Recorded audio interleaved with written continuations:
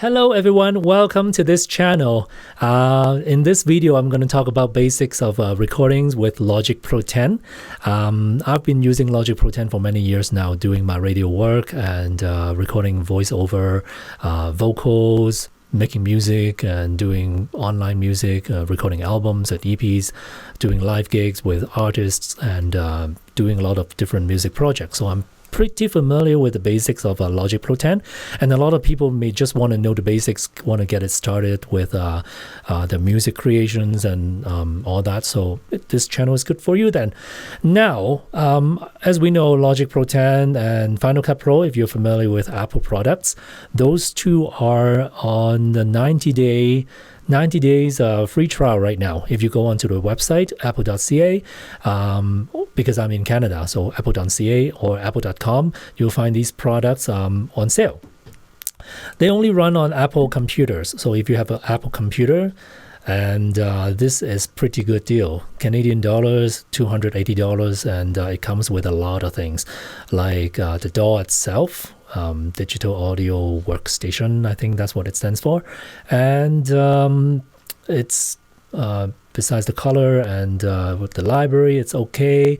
I'm going to talk about sample libraries and plugins and all that later on in other videos. But if you just want to get the basics and get some music writing going, this is a good time to get into. And also if you want to make your own music videos and some videos production as well, Final Cut Pro is pretty good as well, which I also have. Now let's talk about the basics of recording. Of course, you need a mic. A lot of people are, fancy themselves with a condenser microphone and a home studio setting, which I have different condenser microphones as well. This one is a pretty small one, as you can tell. It's Apex 435A. It sounds pretty good with the price. I think it's $100 something Canadian, and but this one does need phantom power and also needs a audio interface. If you are going to use it at home or a home studio and all that, it's fine. If you are going to bring this to perform, make sure, or do a live gig or whatever, make sure you bring your audio interface with you. Depends on what kind of settings. If you are going to do podcast in a cafe and all that, want something to just plug in and go, this one, it's by Blue. I also have, which it's, make sure you read the box. It says USB microphone. Usually they already have the interface in there, and you don't need an extra box to carry with you. And meaning you just basically plug in the USB side. You see that, and then you're good to go. So these are very good for if you're going to write music in a cafe or some podcasting outside with your laptop and all that. I would suggest getting a USB microphone. It sounds pretty good as well. In other settings, like if you want to go a little bit fancier, I have other microphones as well. For example, by Blue, it's Kiwi. It's a green big microphone, and it sounds amazing. And there are some other brands as well. I'm going to put some links down below, and you can check them out. Now, go back to Logic Pro 10. If you are looking at Logic Pro 10, my setting may be a little bit different than yours because I already programmed this. For example, this bar is a little bit bigger because you can customize it. You see, you can choose beats and project, which is very simple.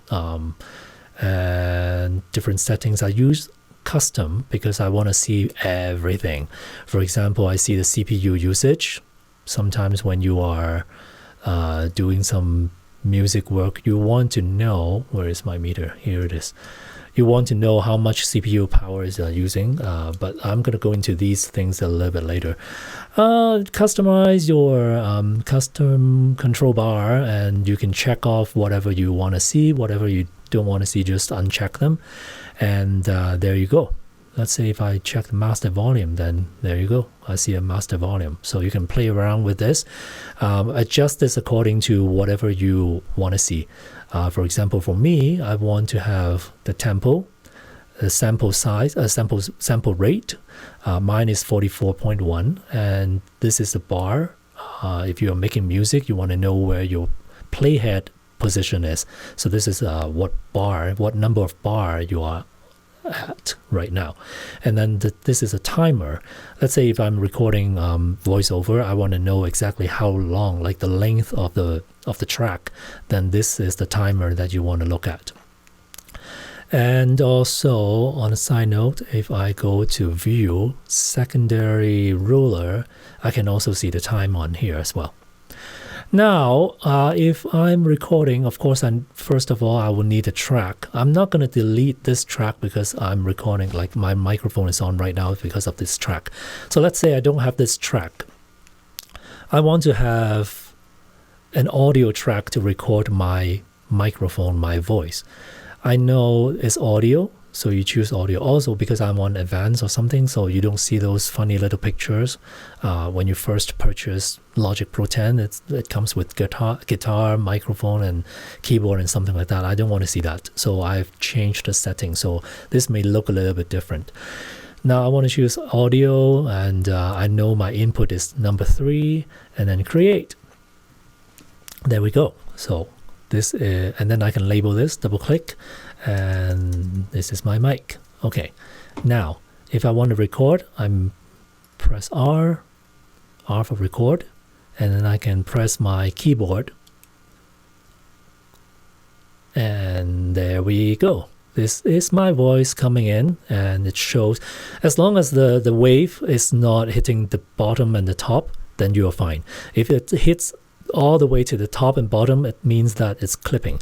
So another thing that you want to pay attention to is when you're recording, every single point of during the audio signal flow, you don't want to clip anywhere. Sometimes if you put a compressor limiter, it doesn't hit the top and bottom, but if you have an amplifier at home, same goes with the instrument. Amplifier, compressor outside, like a hardware, make sure those are not clipping as well. Or your interface, make sure you don't see the red signal. Otherwise, if any point is clipping, then your signal it's bad, okay? So that's something you want to pay attention to. Now, let's stop this recording thing. And if you go to preferences, go to audio, there are a few settings that you might want to look at. First of all is the advanced. You see my settings a little bit different than when I first purchased it because I click all these. So I'm okay with that. And blah, blah, blah, audio. Now, sometimes when you first try to record something and there's no sound. And why is there no sound? Because the audio, this input output, sometimes is set to your computer.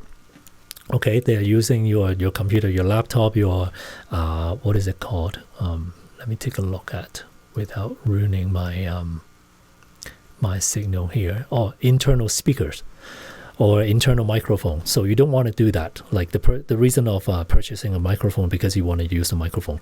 So make sure you select the device. Right now I'm selecting Quartet. Quartet is my audio interface in the home studio. So normally the output device is also Quartet.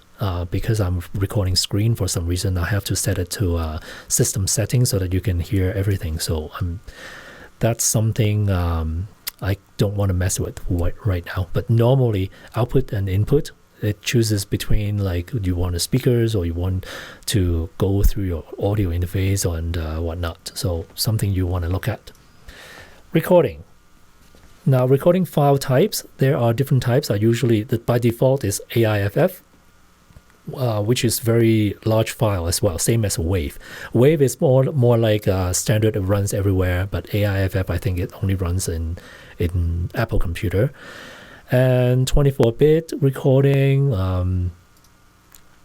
and let's see what else there is. So that's pretty much set if you are just looking at a microphone.